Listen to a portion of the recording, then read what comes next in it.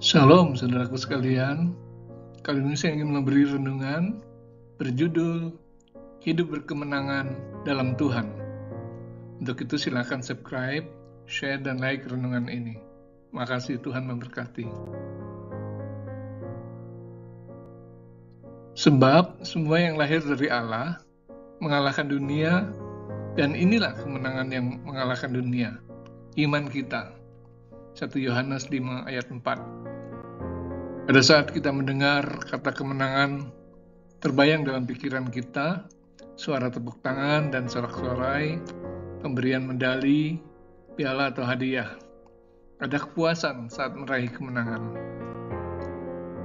Menurut pandangan dunia, kemenangan diraih saat seseorang atau kelompok berhasil mengalahkan lawannya. Kemenangan itu dapat diperoleh saat berlomba, bermain, berperang, berebut kekuasaan, bersengketa di pengadilan, bersaing usaha, dan lain-lain. Manusia sadar untuk meraih kemenangan ada syarat yang harus dilakukan, yaitu dengan bekerja keras, rela berkorban harta, tenaga, pikiran, dan waktu. Mereka juga harus memiliki motivasi dan tekad kuat, strategi jitu, pendukung setia, serta ditopang oleh situasi yang menguntungkan. Tapi kemenangan dunia tidak terkait dengan kehidupan rohani seseorang atau kelompok. Orang tidak percaya pada Tuhan bisa saja meraih kemenangan. Misalnya, dalam persaingan bisnis, pemenangnya bisa orang percaya, bisa juga bukan orang percaya, sebab kemenangan itu bersifat jasmani. Jadi, jika pengusaha Kristen mau menang dalam persaingan bisnis, harus bekerja keras, rela berkorban, memiliki motivasi dan tekad kuat, dan mempunyai strategi jitu.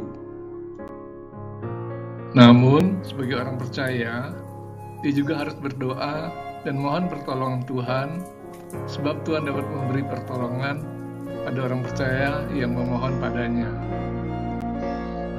Sedangkan kemenangan umat Tuhan dalam Perjanjian Lama umumnya bersifat jasmani, namun memiliki keunikan tersendiri di luar logika manusia.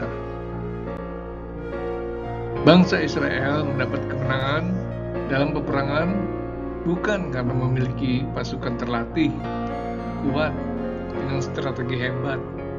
Namun, kemenangan itu berkaitan dengan kerohanian bangsa ini. Jika bangsa ini menyembah Allah, mereka akan beroleh kemenangan dalam setiap peperangan.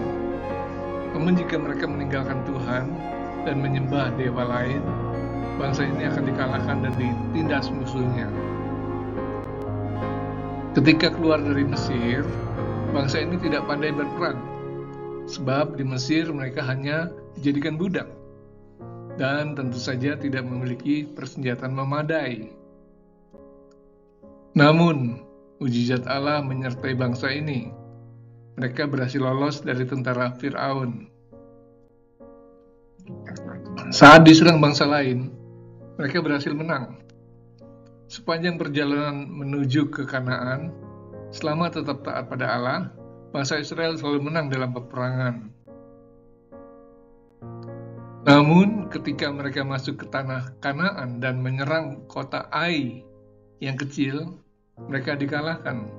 Mengapa? Itu karena Allah meninggalkan bangsa ini akibat tindakan Achan melanggar perintah Allah. Yosua 7 ayat 1. Demikian juga para hakim Israel. Misalnya Simson. Selama roh Allah ada dalam dirinya, ia sangat kuat dan mampu mengalahkan musuhnya.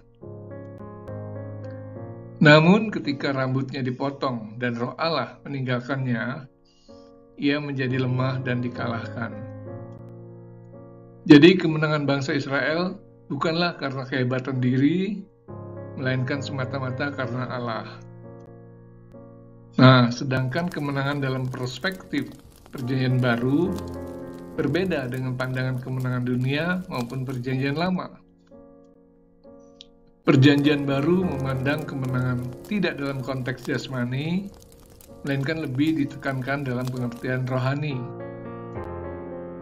Pandangan ini kerap kali ditolak sebagian umat Kristen karena tidak sesuai dengan impian mereka.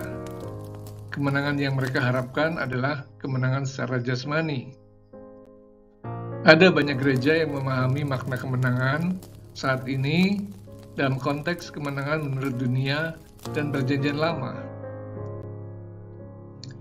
Iman yang mengalahkan dunia, 1 Yohanes 5 ayat 4, ditafsirkan bahwa orang percaya akan meraih kemenangan atas dunia jasmani. Maka dunia secara materi tunduk pada kita. Kita akan lebih kaya, lebih berkuasa, lebih cerdas, lebih hebat daripada orang dunia karena kita anak Allah.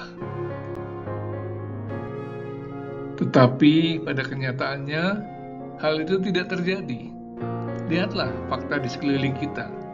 Orang dunia banyak yang lebih kaya dan lebih berkuasa dibandingkan umat Kristen. Jadi, jika ukuran kemenangan orang percaya adalah berkat jasmani, maka kita adalah umat pecundang, bukan pemenang. Pengertian iman yang mengalahkan dunia adalah orang percaya tetap menang saat menghadapi bujuk rayu dan kesenangan dunia. Tetap kudus dalam lingkungan dunia yang najis, tidak tergoyahkan oleh tekanan dan intimidasi dunia. Saat Tuhan izinkan mengalami penderitaan, mereka tidak menghujat Allah, namun tetap menguji Dia, seperti Ayub. Itulah hidup berkemenangan dalam Tuhan karena iman. Mungkin saat ini, ketika kita berdoa untuk berkat makanan hari ini, Tuhan mengirimkannya untuk kita. Tetapi itu hanya pertolongan Tuhan, bukan sebagai pemenang. Atau mungkin saat ini, ketika kita berdoa agar Tuhan menyelesaikan masalah kita, Tuhan segera menyelesaikannya. Tetapi itu pun hanya pertolongan Tuhan, bukan kita sebagai pemenang. Jika ingin mendapat berkat jasmani, kita harus bekerja keras disertai doa, dan saat menerimanya, bersyukurlah dalam kerendahan hati. Namun saat Tuhan mengizinkan penderitaan terjadi, tetaplah bersyukur karena Dia akan memberi kemenangan untuk mengatasinya. Hiduplah dalam kemenangan. Tuhan memberkati. Amin.